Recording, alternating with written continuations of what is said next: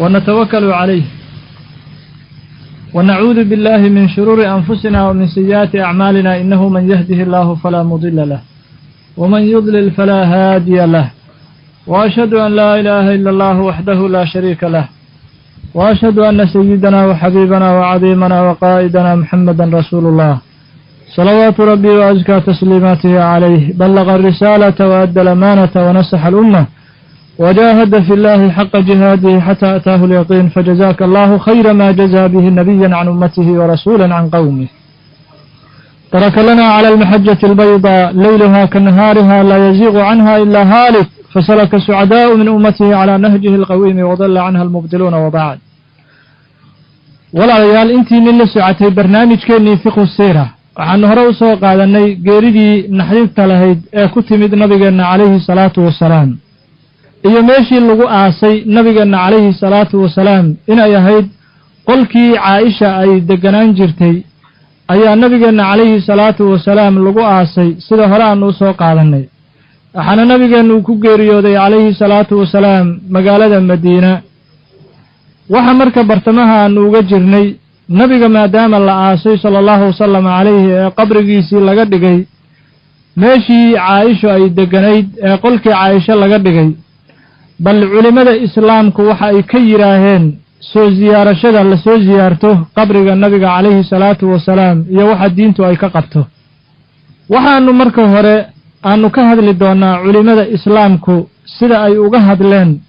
soo ziyaarashada qabriga nabiga calayhi salaatu wasalaam la soo ziyaarto kabacdina waxaanu daba dhigi doonaa axaadiis fara badan ee nabigu calayhi salaatu wasalaam uu ku amaanay ziyaarashada la soo ziyaarto qabrigiisa sallallahu sallam calayhi marka hore waxaanu hormarinaynaa culimada islaamku hadallada ay ka yiraahdeen ziyaarashada qabriga nabiga calayhi salaatu wasalaam waxaanu ugu hormarinaynaa sheekha la yiraaho Abu Zakariya an-Nawawi rahimahullahu ta'ala imaam an-Nawawi oo imaamkii ahaa cilmigiisa iyo fadligiisa muslimiintu ay isku waafaqeen waxa uu ku yiri imaam an-Nawawi kitaabkiisa la yiraaho al-Majmu' waxa uu ku yiri wa'lam ogow anna ziyarata qabri rasuulillahi sallallahu sallam alayhi ziyarada qabriga rasuulka ilaahi la soo ziyaarto min ahammi al-qurubaati waxyaalaha alla loogu dhawaado kuwa ugu muhiimsan inay ka mid yihiin ogow wa anjahil masaa'i meelaha loo socdo ugu guusha badan inuu yahay oo ugu liibaanta badan inuu ka mid yahay ogaw buu yiri lidaa imaam an-Nawawi rahimahullahu ta'ala sida uu ku qoray kuna cadeeyay kitaabkiisa majmuuca ah ayaa waxa uu leeyahay qabriga rasuulka calayhi salaatu wasalaam oo la soo ziyaartay waxyaalaha alla loogu dhawaado kuwa ugu muhiimsan ayuu ka mid yahay meelaha loo socdo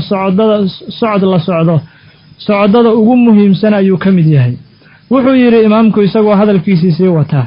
faidan sarafa al-hujjaj wal-mu'tamiruna min makkah ustuhibba lahum istihbaban mutaakkida an yatawajjahu ila al-madinati li ziyaratihi sallallahu sallam alayhi markii dadka xujayda iyo dadka soo umraystay ay ka soo baxaan magaalada Makka waxa loo sunnaynayaa uu yiri sunna aad u adag inay u soo kicitimaan cariga Madiina iyaga oo soo ziyaaranaya qabriga nabiga sallallahu sallam alayhi وينوي الزائر من الزيارة تقرب وشد الرحل إليه والصلاة فيه قفك الزائر كا زيارنا هي وحو زيارة أني يسنبو يري إنو الله أقول وادو زيارة داس أيو يري هل كاسو حانو وقتقينا هذا الكي إمام النووي وكيري كتاب كيس مجموعة وحانو وقلينا هذا كتاب كان ليراه الإيضاح في مناسك الحج أو إسكاليه إمام النووي بل هذا الكيو يسونا كجيدي وحاو يري إمامكو إذا انصرف الحجاج والمعتمرون من مكة فليتوجهوا إلى مدينة رسول الله صلى الله وسلم عليه لزيارة تربته صلى الله وسلم عليه فإنها من أهم القربات وأنجح المساعي وقد روى البزار والدار قدني بإسنادهما عن ابن عمر رضي الله عنهما قال رسول الله صلى الله وسلم عليه من زار قبري وجبت له شفاعتي وحاو كتابك إيضاح ليرا وكير إمام النووي حجيد مركا كسو قدومان مقالة مكة وحاو يرها أكعتمان مقالة مدينة هاوك اعتمان ayagoo soo ziyaaranaya carradii uu nabigu ku aasnaa sallallahu wasallam calayhi maxaa yeelay ziyaaradaasi waxay ka mid tahay buu yidhi waxyaalaha loogu dhowaado kuwa ugu muhiimsan socodka kan ugu liibaanta badan ayuu ka mid yahay buu yidhi waxauna sheekhu uu soo qaatay xadiis uu nabigu yidhi sallallahu wasallam calayhi qabrigayga ruuxii soo ziyaarta shafaacadayda ayaa u waajibtay innaga oo xadiiskaas faahfaahintiisa walaalayaal gadaal ka sheegi doona iyo xadiiskaas sanadkiisa iyo inta uu xoogga la eg yahay xadiiskaasi ayaanu gadaal xadiiskaa ku faahfaahin doonaa sanadkiisa dhammaan waxaan u gelaynaa haddana imaamkaasi wuxuu ahaa imaam shaafici ah sheekha la yidhaha waxaan u gelaynaa alkamaal ibnu lhumaam alxanafi sheekhan xanafiga ah hadalkii uu ku yidhi kitaabka la yidhaaho sharxu fatxulqadiir sharxiisii wuxuu yidhi sheekhaasi kitaabkaa sharxu fatxilqadiir uu ku yidhi qaala mashaayikhunaa raximahum allahu tacaala min afdali almanduubaat wa fii manaasiki alfaaris wa sharxi almukhtaar innahaa qariibatun min alwujuubi liman lahu saca wuxuu yidhi sheekhaasi culimmadeennu waxay yidhaaheen ziyaarada qabriga nabigu calayhi salaatu wasalaam waxay ka mid tahay waxyaalaha la sunneeyey kuwa ugu fadliga badan ayay ka mid tahay weliba culimmada qaar waxay yidhaaheen buu yidhi waajib ayay u dhowdahay ziyaaradaas ayuu yidhi sheekha isaguna waxaan u gelaynaa haddana sheekha la yidhaaho caliyulqaari hadalka uu ka jeediyey isaguna wuxuu yidhi waqad farada bnu taymiya min alxanaabila xayثu xarama asafara liziyaarati الnabiyi salى allahu wasalam calayh kama afrada gayruh xayثu qaala kownu ziyaarati qurba macluumaة min addiin bidaruura wajaaxiduhu maxkuumun calayhi bilkufr walacala athaniya aqrabu liلsawaab liأna taxriima ma ajmaca alculamaءu fiihi bilاstixbaabi yakunu kufra liأnnahu fawqa taxriimi اlmubaaxi almutafaqi calayhi fi hada albaab caliyulqaari waxa uu ku yidhi kitaabka la yidhaha shifaa sharxiisa wuxuu ku yidhi sheekha ibnu taymiya ayaa aada ugu xadgudbay wuu yidhi maadaama uu xarimay ziyaaradii qabriga nabiga sala allahu wasalama calayhi waxaanu gelaynaa haddana qaadi ciyaad hadalkii uu isaguna ku yidhi kitaabka la yidhaha ashifaa bitacriifi xuquuqi almustafaa waxa uu yidhi qaadi ciyaad faslun fii xukmi ziyaarati qabrihi sala allahu wasalama calayhi wa fadiilati man zaarahu wasallama calayhi wa kayfa yusallimu wayadcuu wuxuu yidhi qaadi ciyaad fasalkan waxaan uga hadlahayaahuu yidhi ziyaarada qabriga nabiga sala allahu wasalam calayhi qofkii qabriga soo ziyaarta fadiilada uu helahayo hadalkii isagoo sii wata qaadi ciyaad waxa uu yidhi wa ziyaaratu qabrihi sala allahu wasalam calayhi sunna min sunani almuslimiina mujmacun calayha wa fadiilatun muraqabun fiiha wuxuu yidhi ziyaarada qabriga nabiga sala allahu wasalam calayhi waa sunno ka mid a sunnooyinka loo jideeyey muslimiinta adduunka ku nool wuxuuna yidhi waa sunno lagu ijmaacay oo culammadu wax khilaafa kama aysan muujin marka ijmaac ayuuba sheegay qaadi ciyaad waxaan haddana qaadanaynaa sheekha la yidhaha alcalaamatu dardiiri hadalka uu ka jeediyey wuxuu yidhi wanudiba ziyaaratu nabiyi sala allahu wasalam calayh wahiya min acdami alqurubaat waxaa la sunneeyey buu yidhi isaguna qabriga nabiga in la soo ziyaarto waxyaalaha ilaahay loogu dhowaado kuwa ugu weyn ayay ka mid tahay waxaanu gelaynaa haddana sheekha xambaliga ah ee la yidhaha abu moxamed ibnu alqudaama almaqdasi ibnu alqudaama isaguna bal hadalkii uu ka jeediyey waxaanu ka soo qaadanay kitaabka la yidhaha almuqni oo ibnu alqudaama uu iska leeyahay waxa uu yidhi isaguna ibnu qudaama wayustaxabu ziyaaratu qabri nabiyi sala allahu wasalama calayhi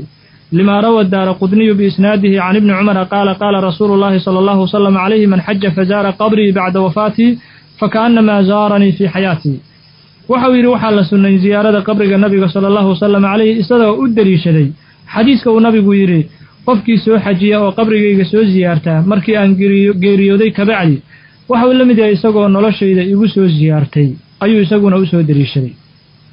waxaa kaloo aan u gelaynaa abulfaraj ibnu alqudaama alxambali sharxulkabiirka hadalkii uu ka jeediyey wuxuu yidhi mas'ala fa idaa faraqa min alxaj qofku markuu xajka ka soo baxo ustuxiba waxaa loo sunnay ziyaaratu qabri nabiyi sala allahu wasalam calayh qabriga nabiga inuu soo ziyaarto iyo wa qabri saaxibayhi nabiga labadiisii saaxiib inuu soo ziyaarto radia allahu canhuma waxaa kaloo haddana aanu u gelaynaa hadal uu jeediyey